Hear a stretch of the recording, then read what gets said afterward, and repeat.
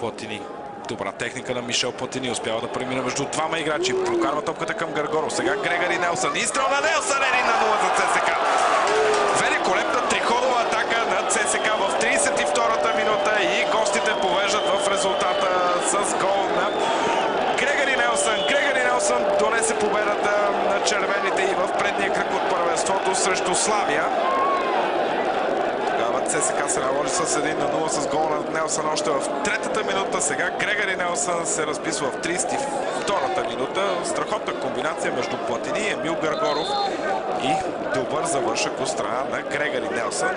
Но всичко започна от много добре свършената работа от Мишел Платини, който успя през двама футболисти.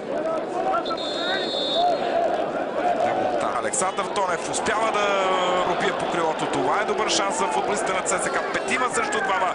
Тонев подава в наказателно поле. Галчев, изстрел на Акуаро. 2-0. Великолепна атака на ЦСКА.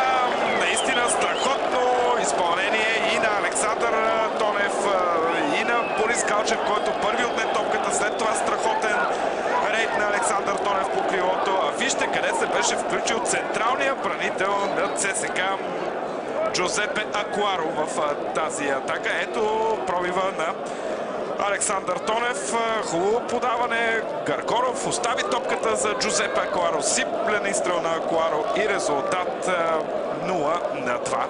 Втори много красив гол вкарват футболистите на ЦСКА в днешната среща и вече водят в резултата с 2-0.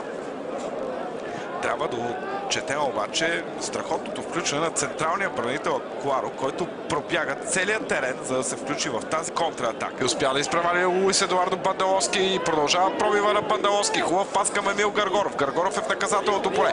Гаргоров какво ще направи? Играе само удар по земята. Мишел Платини 3-0 за ЦСКА. ЦСКА мисля, че реши вече абсолютно всичко в 62-та минута с това попадение на Платини. Всичко започна от доброто отнемане на Бандаловски, който изпревари Луис Едуардо. След това паса на Бандаловски към Емил Гаргоров. Гаргоров се забави малко, опита изстрел топката и рикошира. Стигна до Платини, който не е обезпокояван. Вкара за 3-0 в полза на ЦСКА. Сега ще бъде извършена и смяната в ЦСКА. Маркиниус ще влезе на мястото на Емил Гаргоров.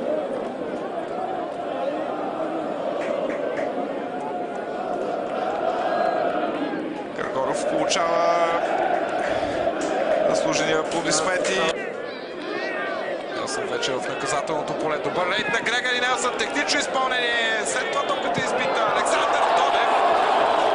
Дочакахме да видим и гол на Александър Тонев. Футболиста с най-много целени гради, бих казал, от българското първенство.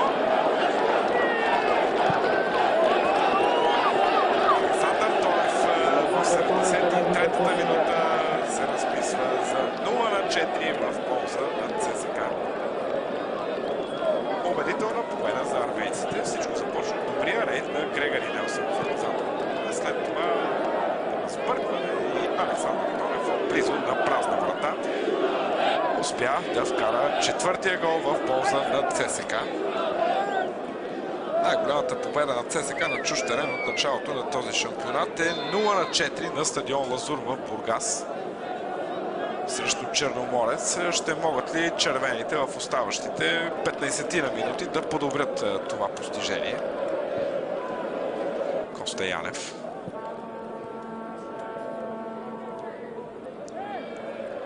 Сега чисто отнета топката от краката на Коста Янев. Да видим какво ще направи Венци Христов. Венци Христов изстрел и резултата е намален на 4-1.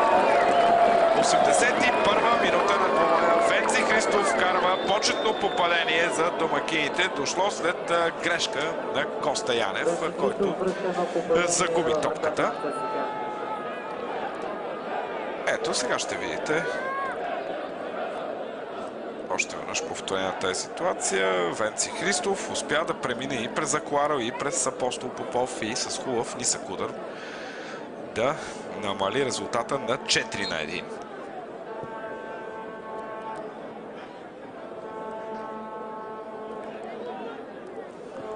малко радост и за феновете на Монтана.